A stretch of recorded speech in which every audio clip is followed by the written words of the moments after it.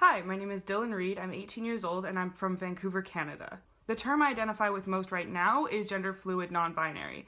And what this basically means is that I know that I don't identify as being either a boy or a girl, but my gender identity and expression often shifts without hitting either binary. My pronouns are they, them, and theirs, and I'm a first-year art student at Emily Carr.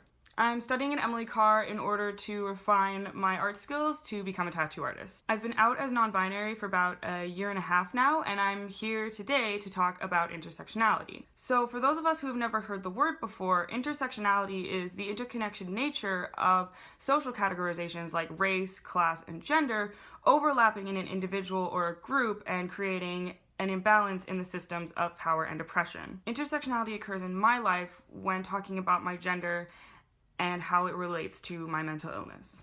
About a year ago, I was hospitalized for hearing voices, hallucinating, and experiencing delusions. When I was in the hospital, I was assigned a psychiatrist who attempted to and successfully convinced my parents that my gender identity was a side effect of my mental illness. In today's society, many people still believe that there are only two genders, that you can only be a boy or a girl. So having my gender questioned and dismissed was something that I was used to at that point.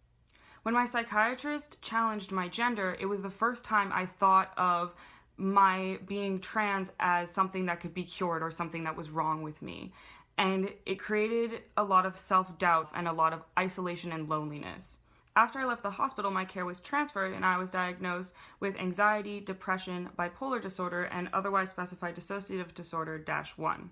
A lot of those diagnoses sound really scary, and they were at first, but they were also weirdly validating because for the first time in my life I could explain why I felt so displaced, why all of my emotions didn't make sense to me, and why I was always experiencing things that other people weren't. For me, my mental illness isn't something that's a handicap to me. It's not something that needs to be cured in my mind.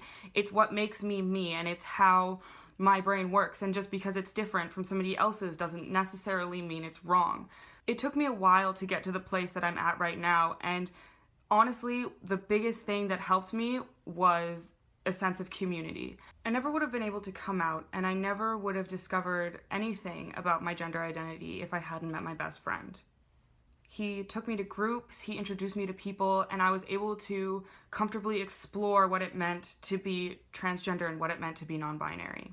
When people are questioning or figuring out parts of their identity, a sense of community is huge in that. It was huge for me, and it was huge for many people I know, because nothing can be more crushing and more damaging than that sense of isolation. While I was lucky enough to easily find a community where I could explore my gender and my gender expression, I wasn't so fortunate to find that community that I could relate to about my mental diagnoses.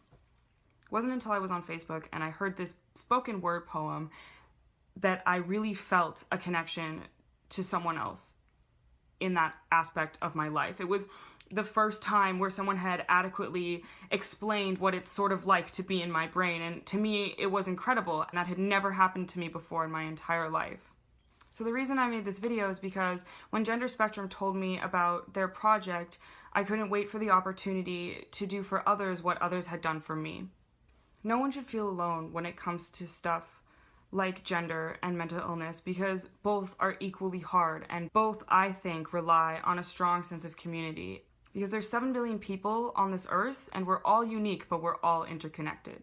So wherever you are in your life right now, you're not alone. So I hope you check out the rest of the website, because there's amazing resources on here. Gender Spectrum is run by a bunch of amazing people, and I hope you enjoyed this video, and I'll see you next time. Hi, Carlos here. To keep the conversation going, make sure you join the Gender Spectrum Lounge at genderspectrum.org/lounge. We hope to see you there.